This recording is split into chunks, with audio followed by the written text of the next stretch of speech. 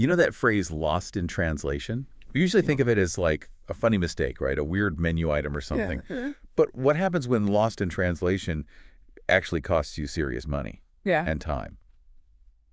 Especially with something really precise like patent law. Yeah, the stakes get much higher there. Exactly. So today we're doing a deep dive into this fascinating and honestly sometimes pretty frustrating area. Hmm. The formalities around translating patent applications for the U.S. national stage. It's a tricky area. Our mission, really, is to figure out why a system built for global innovation can get tripped up by, well, what seems like just a translation, what challenges pop up for applicants, and how you can actually deal with them. Right. And all our insights today are coming straight from this detailed report, Prisma July 2025 English.pdf.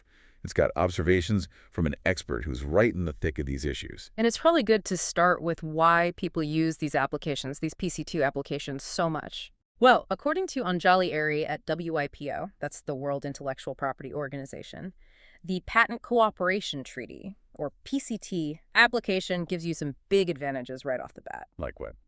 Think about the international reach. You file one application, and it's recognized in 156 countries. That's huge. Wow, okay. And maybe even more critical, there's a financial benefit. It lets you delay the costs of filing in individual countries for 18 months. 18 months? Yeah, which is a full 6 months longer than if you used, so, the Paris Convention route, another way to file internationally. But it doesn't give you quite that same buffer. And that extra time is valuable because... incredibly valuable. It lets innovators get more feedback, maybe do more market research, run more tests, all before they have to commit to those potentially big national filing costs. Right, makes sense. So you can see why PCT is often the way to go if you want patent rights in several different countries. It offers strategic flexibility. Okay, so you've painted this picture of a really smart global system designed to help innovation cross borders, gives you strategic advantages. But where does it, run into trouble, especially when we're talking about entering the U.S.? Because the report we're looking at points out a pretty big and honestly kind of confusing problem that's cropped up recently. Yeah, it has. It's about how the USPTO, the U.S. Patent and Trademark Office, decides if a translation is acceptable. Exactly. And the author of our source material, they've noticed that the number of these official rejections notifications saying a translation is inaccurate has really gone up. It has become more frequent, yes. And for you, the applicant, that just means, well, often wasted time and money dealing with these things, right? That's often the practical outcome, unfortunately. Lots of back and forth. It really strikes me as a paradox, though. We're talking international applications. Right. But then, bam, you hit this very local-seeming barrier. How does that work? And, I mean, does a truly international patent even exist? One that's just accepted everywhere? That's a really good question. And the short answer is, well, no, not really. While you have these international applications like the PCT that sort of lay the groundwork globally, there isn't one single patent document recognized automatically by all 156 member states. It just doesn't work that way. Okay. To actually get a United States patent from your PCT application, you have to enter what they call the national stage. The national stage. Which basically means filing a specific U.S. application that's based on your international one. And it's not optional, it's the law. It's right there in the U.S. Code 35, U.S. Code Section 371, subsection C2. It clearly says if your original international application wasn't in English, you must provide an English translation. Okay, so it's a hard requirement. Absolutely. And the MPEP, the Manual of Patent Examining Procedure, that's like the examiner's guidebook. Yeah. It gets even more specific in Section 1893.01 Wing D. It says the translation has to be of the application as filed or with any official changes made during the international phase. And crucially, it says omissions and modifications are not acceptable. Omissions and modifications. Okay, now here's where it gets tricky. The expert writing our source material notes that when dealing with the PCT branch at the USPTO, they were often told the translation needs to be exact. Exact. But what does that even mean with language? Language is so fluid. Precisely. What does exact really mean? And the report uses this great Italian expression to illustrate that, right? Traduttore, traduttore. Yes. Translator, trader. How does that apply here in the technical world of patents? It applies perfectly because it gets right to the heart of the problem. When you translate anything, you inevitably add some nuance and lose some nuance. It's just inherent in the process. Think about the example in the report, the Japanese expression sumimasen. Literally, word for word, it translates to, "it is not finished." It is not finished. That doesn't sound like how people use it. Not usually, no. Depending on the situation, the common faithful translations are things like, "I am sorry," or "thank you," or "excuse me." Right. But notice what happens. In those English versions, you lose the subtle, original Japanese nuances, like the difficulty of making amends or acknowledging someone's grace, or the feeling of having inconvenienced someone. I see. And you add a different, more personalizing nuance, like the I in "I am sorry." So translating it exactly as "it is not finished" might be literal, but it's rarely faithful to the actual meaning and context. Okay, that makes sense, but patent applications aren't usually full of idioms, are they? They're technical. True, they're generally descriptive, less idiomatic, but similar issues can pop up. Even things like grammar choices, passive voice versus active voice can create slight differences that might be flagged. The core issue remains is exact the same as faithful, usually not. So, given how incredibly difficult translation is, even for experts, who is making this initial call? Who decides if the translation for a PCT national state application is accurate or not? Okay, this is where it gets, well, really surprising. According to the report, the initial check is usually done by people who cannot actually read the original foreign language. Wait, what? They can't read the language they're judging the translation of? That's what the report says. Yeah. The author mentions being completely dumbfounded when they found out. Their reaction was basically, how on earth can someone who doesn't read language X decide if a translation from language X is accurate? That seems impossible. How can they tell? It's a very fair question. I mean, translation is complex even for linguists. Apparently, when the author asked someone at the PCT help desk about this very problem, the answer was just, well, this is where we are. This is where we are. Wow.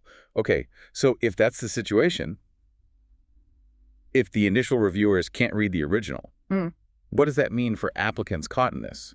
It sounds like a recipe for, well, problems and extra costs. It absolutely is a dilemma with real costs. The report lays out a few potential paths for you if you're facing this. Okay, what are the options? Well, one option is to fight. Fight every single one of these objections you think is wrong, push back hard, hope the USPTO eventually changes its approach. Sounds potentially expensive and time-consuming. It can be. The author points out that long fights cost a lot and might not always be the best strategy for the client. Right. What else? Another way is to sort of sidestep the issue. You could decide to always file your PCT-based applications as something called a bypass continuation. A bypass continuation. What's that? It's basically filing a direct U.S. application that claims priority back to your international PCT application, but it follows slightly different rules.